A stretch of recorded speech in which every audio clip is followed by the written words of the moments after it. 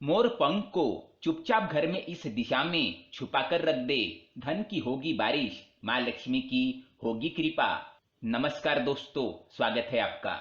दोस्तों, मोर पंख को हिंदू धर्म में अत्यंत शुभ माना गया है।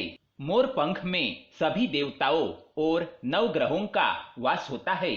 मोर को भगवान शिव के पुत्र कार्तिकेय का वाहन माना गया है। इसी कारण वह अत्यंत पवित्र पक्षी है। पक्षी शास्त्र में भी मोर को शुभता का प्रतीक माना गया है। साथ ही भगवान श्री कृष्ण के मुकुट पर मोर पंख सुशोभित है। भगवान श्री कृष्ण का प्रिय मोर पंख जितना ज्यादा खूबसूरत दिखता है, उससे कई गुना ज्यादा प्रभावशाली है। ज्योतिष शास्त्र में भी मोर पंख को महत्व दिया गया है।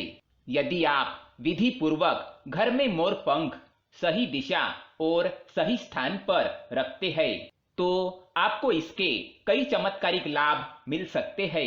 वास्तुशास्त्र के अनुसार मोर पंख घर से वास्तु दोष समाप्त करने में भी सक्षम है। यदि 9 ग्रहों में से किसी भी ग्रह का प्रभाव हो, तो उसे भी शांत करने में मोर पंख कारगर है। आइए जानते हैं मोर पंख का उपयोग किस तरह से करना चाहिए। ये किस प्रकार से आपके घर से नकारात्मकता को समाप्त करने में आपकी मदद करता है। इसे किस स्थान पर रखने से घर में सुख समृद्धि आती है। धन की प्राप्ति के लिए मोर पंख किस स्थान पर रखना चाहिए। शत्रुओं से छुटकारा पाने के लिए और विद्यार्थियों को पढ़ाई में मन लगाने के लिए मोर पंख किस स्थान पर और किस दिशा में रखना चाहिए, इस विषय में हम आपको बताएंगे। लेकिन इससे पहले दोस्तों, अगर आपने हमारे चैनल को सब्सक्राइब नहीं किया है तो इसे सब्सक्राइब अवश्य करें, ताकि ऐसे ही जानकारी वाले वीडियो आप देख सके। साथ ही वीडियो को एक लाइक जरूर कर दे, क्योंकि बाद में आप भूल जाते हैं। पहली बात, घर में हो नकारात्मकता।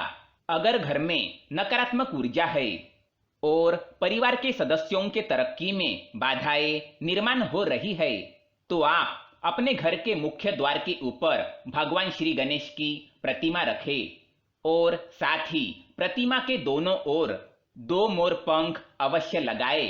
इससे घर की नकारात्मक ऊर्जा समाप्त हो जाएगी और परिवार के सदस्यों को तरक्की मिलेगी। घर का द्वार अगर वास्तु के विरुद्ध है, तो द्वार पर 3 मोर पंख स्थापित करें। दूसरी बात, ग्रहों का प्रभाव। अगर घर में किसी ग्रह का प्रभाव है, तो मोर पंख ले और उस पर गंगा जल या शुद्ध जल छिड़काए और इसे घर के ऐसे स्थान पर रखे जहां पर यह किसी को दिखाई नहीं दे। इससे ग्रहों के प्रभाव शांत होने में मदद मिलती है। नंबर 3, बुरी नजर का लगना। अगर घर के किसी सदस्य अथवा बालक को बुरी नजर लगी हो या उस पर किसी की बुरी नजर का प्रभाव है, तो सोते समय उस व्यक्ति के तकिए के नीचे मोर पंख अवश्य रखें और दूसरे दिन इसे किसी बहते हुए जल में प्रवाहित कर दे। इससे बुरी नजर का प्रभाव कम होता है।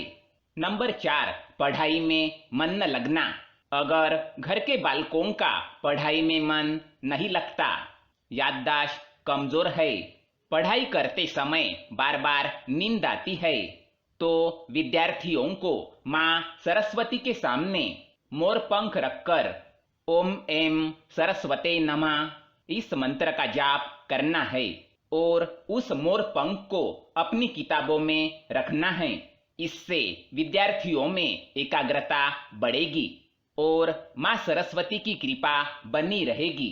5वीं बात, शत्रुओं से छुटकारा।